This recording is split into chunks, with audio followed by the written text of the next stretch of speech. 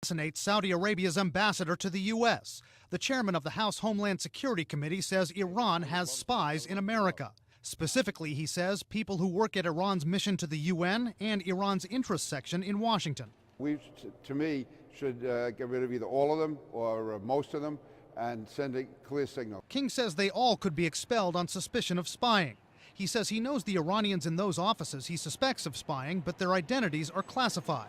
King didn't give specific information tying them to the alleged Saudi assassination plot. But he says some of those people are tied to Iranian intelligence and that people in those offices have in the past been ID'd as members of the Quds Force, the shadowy Iranian military unit suspected of involvement in the Saudi plot.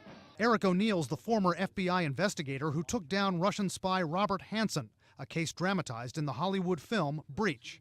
I asked ONeill about the allegation that the plotters wanted to bomb the ambassador at a restaurant.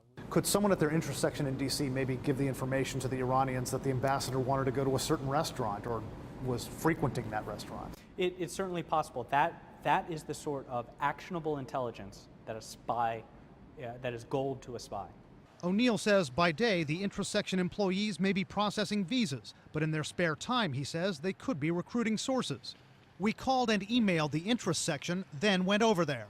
This is the Iranian interest section here in Washington. It works through the Pakistani embassy, but the Pakistanis say they don't control what happens here. They just pass messages to and from both governments to each other. We're going to go in here and see if anybody wants to talk to us to respond to Congressman King's comments. I'm met at the door.